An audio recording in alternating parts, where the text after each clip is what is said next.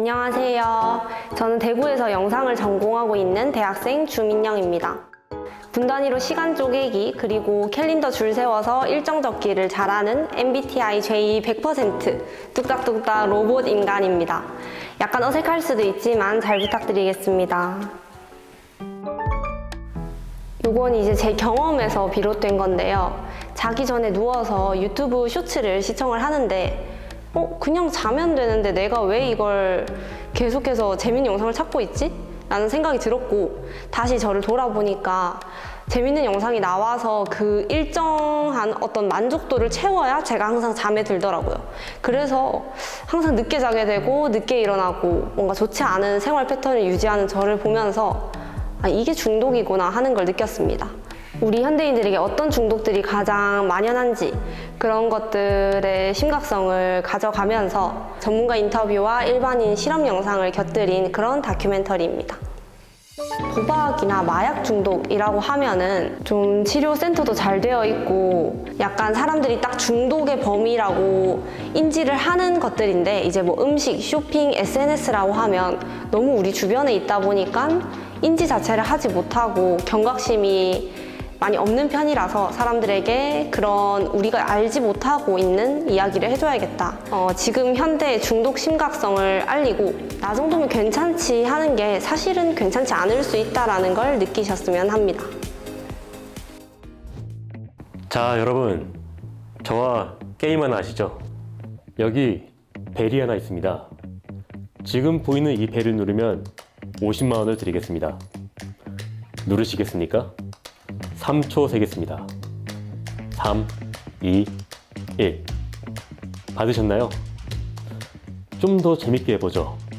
이번에는 돈이 2배로 불려질 수도 있고 0원이 될 수도 있습니다. 어떻게 하시겠습니까? 3, 2, 1. 배를 누르셨나요? 2배는 좀 시시한가요? 그럼 10배로 가보죠. 500만 원이 될 수도 0원이 될 수도 있습니다. 3, 2, 1. 사실 장난입니다. 애초에 돈은 들이지 않았습니다. 실제로 저런 벨이 있다면 여러분은 어떻게 하실 건가요? 아마 벨을 계속해서 누르시겠죠. 인간은 기본적으로 쾌락을 추구하기 때문인데요. 우리의 뇌가 쾌락에 빠지게 되는 과정을 저와 함께 알아보겠습니다. 우리 사회는 전통 사회에서 현대 사회로 변화하면서 수많은 편리함은 물론 동시에 적지 않은 부작용도 함께 가져다 주었는데요. 그럼 어떤 부작용을 가져다 주었을까요? 바로 중독입니다. 중독은 어떤 물질이나 행동이 해로운 결과를 초래함에도 불구하고 스스로 조절하지 못하고 강박적으로 사용하거나 집착하는 행동을 말합니다. 그렇다면 언제 처음 발견된 것일까요? 바로 1954년 신경과학자 제임스 월즈와 피터 밀러의 쥐를 이용한 중독 실험에서입니다. 실험 내용을 자세히 보겠습니다. 쥐가 레버를 누르면 뇌의 다양한 부분에 전기 자극이 주어지면서 쾌감을 느끼게 했는데, 쥐는 그 자극을 받기 위해 계속해서 레버를 반복해 누르기 시작했습니다. 한 쥐는 12시간 동안 무려 7,500번이나 레버를 눌렀다는데요. 그리고 곧 먹고 마시고 번식하는 모든 활동을 중단했습니다. 이 실험을 통해 뇌 속에서는 보상을 담당하는 영역이 있음이 밝혀졌으며, 이것이 과사용되었을 때 어떤 결과가 일어나는지까지 알 수 있었습니다.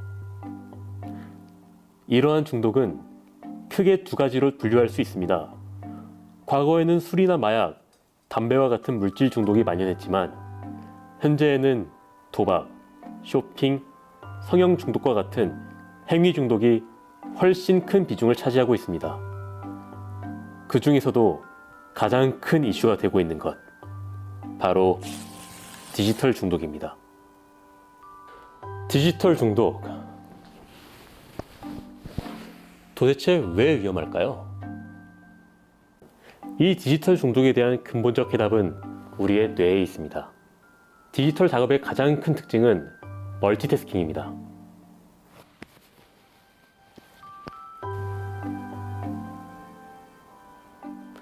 예를 들어 지금처럼 이야기를 하다가 휴대폰의 알람을 확인하는 식으로요. 하지만 우리의 뇌는 한 번에 오직 하나의 일에만 집중할 수 있습니다. 여기서 문제는 우리가 이러한 비효율성을 인지하지 못할 뿐더러 멀티태스킹을 함으로써 여기저기에 주의를 분산시킬 때 뇌의 기분이 좋아지는 보상이라는 것이 이루어진다는 점입니다. 여기서 이 보상이란 무엇일까요? 뇌에는 보상회로라는 것이 존재하는데 이것은 행동을 반복하도록 동기를 부여하는 시스템입니다. 즉, 감정과 행동을 조절하는 뇌의 신경망인 겁니다. 그리고 이 보상 과정에는 신경 전달 물질이 관여하는데 그것이 바로 도파민입니다. 도파민을 끊지 못하는 현대인, 바로 여러분들의 이야기가 지금 시작됩니다.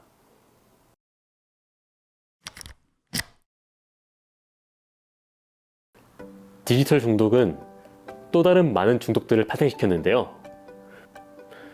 우리는 오늘 그 중에서 일상과 떼놓을 수 없어 인지하기 어려운 현대인들의 중독 딱 3가지 살펴보도록 하겠습니다. 먼저 첫 번째, 음식 중독입니다. 우리가 음식을 먹으면 뇌의 보상회로는 자극을 받아 도파민을 분비합니다.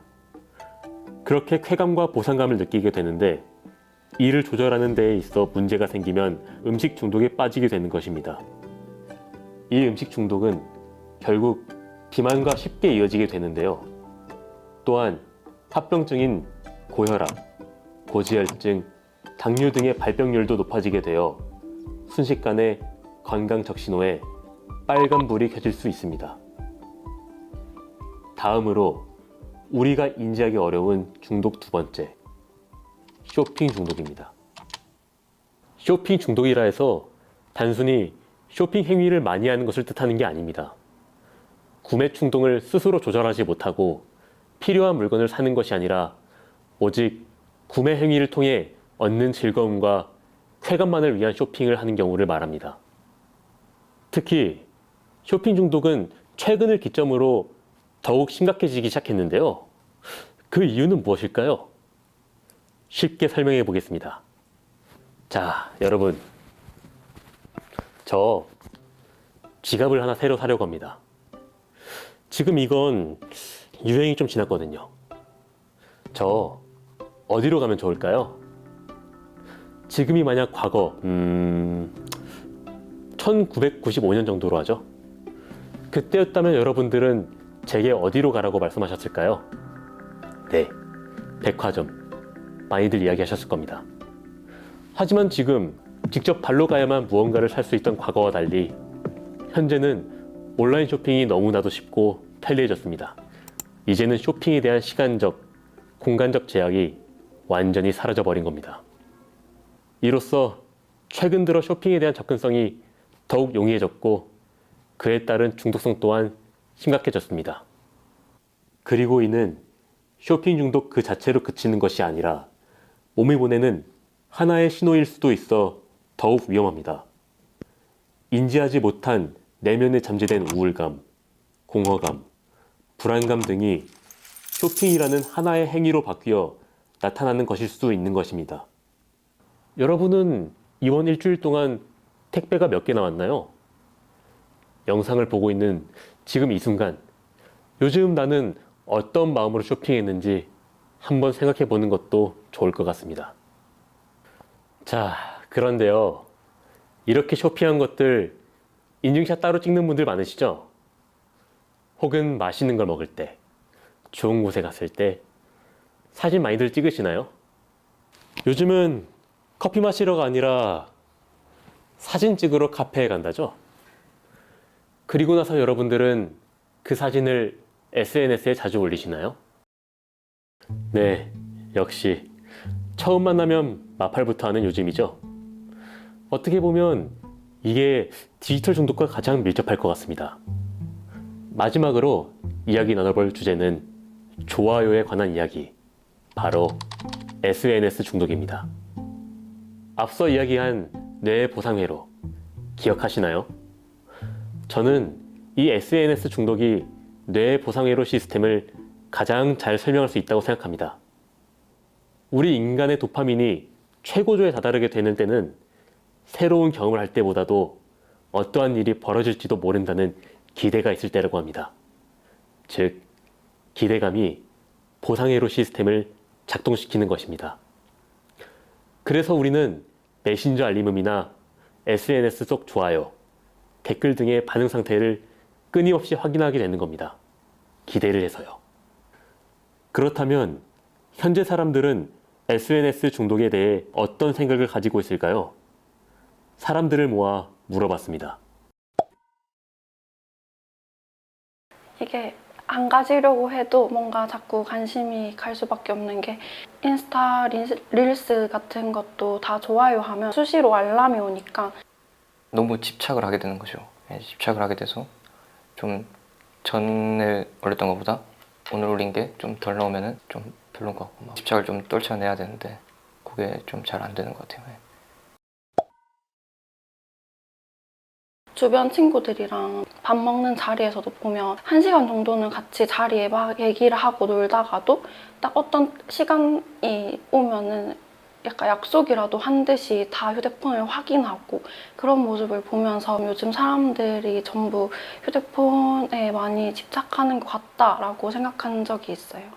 제가 SNS를 자주 하다 보니까 게시물에 좋아요가 어느 정도 달리다 보면 성취감도 느껴지면서 내가 관심을 이만큼 받는구나 라는 걸 느꼈기 때문에 자주 게시물을 올리게 되고 그리고 그 반응을 확인하기 위해서 자주 SNS에 들어가게 되는 것 같습니다.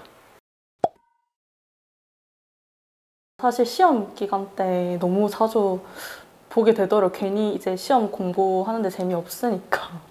그래서 쓸데없이 뭐 올라온 거 없나 하고 인스타그램 보기도 하고 뭔가 좀 무력하다? 폰에 손이 없으면 그런 게 있는 것 같습니다. 이렇듯 헤어나올 수 없는 중독의 유혹. 극복할 수 있는 방법이 없는 건 아닙니다. 여러 방법 중 유의미한 완화 효과를 증명한 방법, 바로 유산소 운동인데요. 운동이라니 너무 뻔한 얘기 아니냐고요? 네, 뻔하다면 뻔할 수 있지만 한번 들어보세요. 대체물이나 대체 활동이 중독에서 회복하는 데 많은 도움이 되죠. 무조건 그거 하지 마세요가 아니라 대체할 건강한 행동과 적절한 대상을 찾아줘야 한다고 봅니다. 갈망만 없애려 하기보다는 갈망을 인정하고 다른 행동, 가치 있는 행동을 할 수 있으면 더 쉽게 끊을 수 있습니다.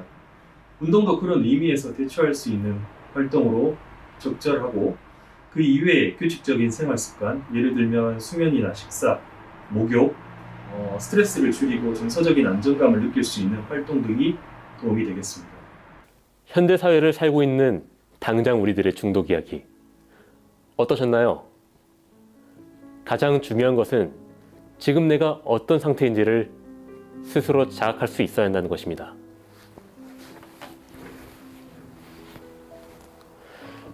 현재 내가 어떤 중독인가 생각하기보다 내가 무엇을 가장 습관적으로 하고 있는지를 되돌아보고 인지하는 것이 중독 이해의 첫걸음입니다. 지금까지 도파민 중독, 저는 우이준이었습니다. 앞으로도 이번 작품처럼 우리가 자각하고 있지 못한 내면 속의 어떤 것을 꼬집는 그런 주제의 영상들을 만들어 보고 싶어요.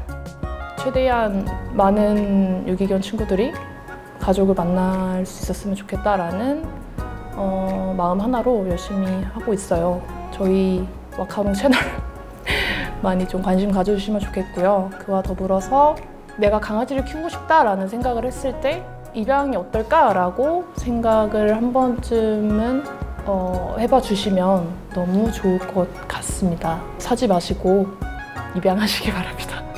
감사합니다.